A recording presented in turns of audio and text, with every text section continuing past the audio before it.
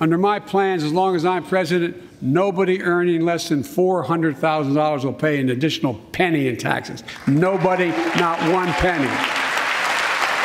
But let's finish the job. There's more to do. We have to reward work, not just wealth. Pass my proposal for the billionaire minimum tax. You know, there's 1,000 billionaires in America. It's up from about 600 in the beginning of the term. But no billionaire should be paying a lower tax rate than a school teacher or firefighter. I mean it. Think about it.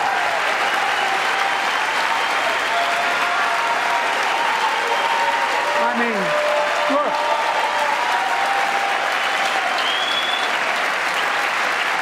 I know you aren't enthusiastic about that, but think about it. Think about it. Have you noticed Big Oil just reported its profits? Record profits. Last year they made $200 billion in the midst of a global energy crisis. I think it's outrageous. Why? They invested too little of that profit to increase domestic production. And when I talk to a couple of them, they say, we're afraid you're going to shut down all the oil wells, all the oil refineries anyway, so why should we invest in them? I said, we're going to need oil for at least another decade. And that's going to exceed and beyond that. We're going to need it. Production. If they had, in fact, invested in the production to keep gas prices down, instead, they used the record profits to buy back their own stock, rewarding their CEOs and shareholders. Corporations ought to do the right thing. That's why I propose we quadruple the tax on corporate stock buybacks and encourage long-term investments. They'll still make considerable profit. Let's finish the job and close the loopholes that allow very wealthy to avoid paying their taxes. Instead of cutting the number of audits for wealthy taxpayers, I just signed a law to reduce the deficit by $114 billion by cracking down on wealthy tax cheats. That's being fiscally responsible. In the last 2 years, my administration has cut the deficit by more than $1.7 trillion, the largest deficit reduction in American history. Trickle-down theory and tax cuts for the rich. Thomas Sowell, in his new booklet, quote, at various times and places, particular individuals have argued that existing tax rates are so high that the government would collect more tax revenues if it lowered those tax rates. Close quote. Explain that argument.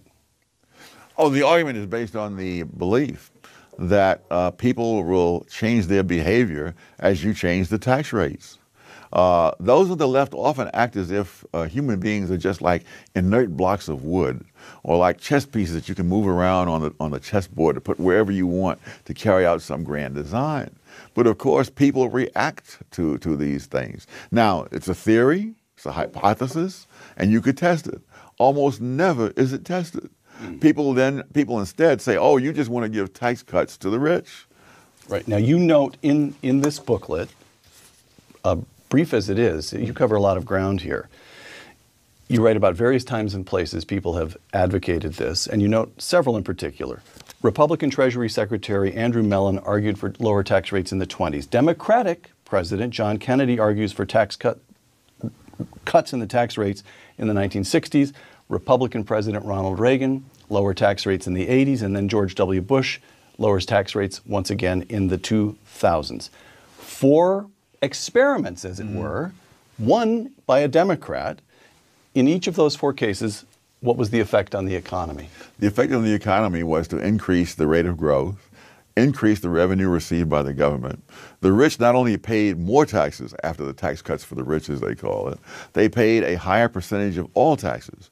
Then this started back in the 1920s. In the early 20s, the tax rate on the top income was 73%.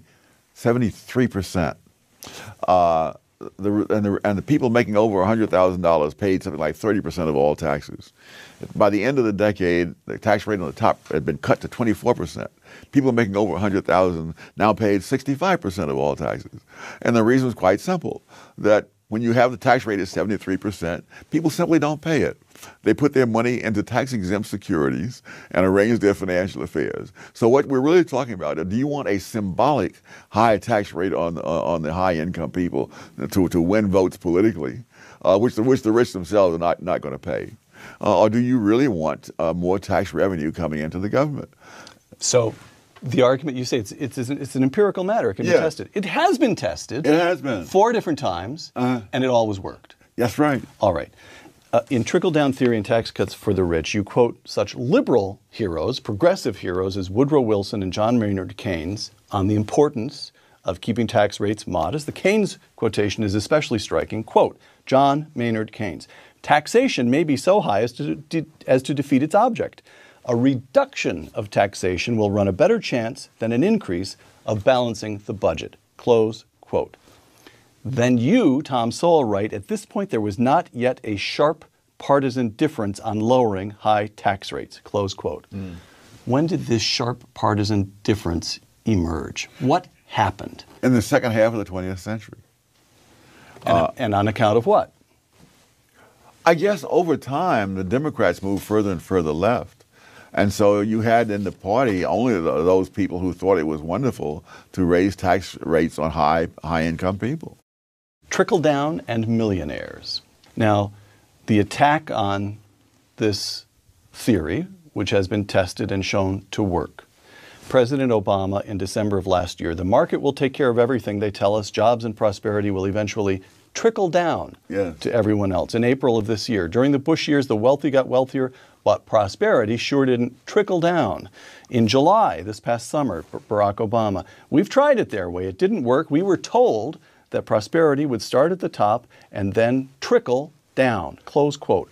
Where does this phrase "trickle down" come from? Oh, I don't know. It was as far back as the Roosevelt administration. There is absolutely, it is an incredible thing. There is a non-existent theory that is constantly being attacked.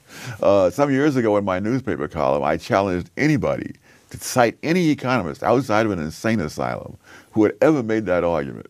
Nobody ever came up with a single person. So when Barack Obama says in this past July, quote, we were told that prosperity. Ask him who told him. Nobody told him. Nobody told him. No economist has ever held that. No politician has ever said it. I don't know of anybody who's ever said it. In fact, when I put this out, and I went out a nationally syndicated column, various people wrote me and said, well, so-and-so said that, so-and-so said it. But find me the person who said it.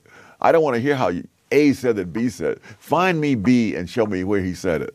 And that was years ago. Not one example has been offered. All right. So trickle-down economics is not a political theory. It is a political, I beg your pardon, it's not an economic theory. It is a political hack phrase used. It's a caricature. Caricature. Yeah. In other words, the argument really is not that you should put more money in the hands of the wealthy. It's also part of a zero-sum conception of the economy.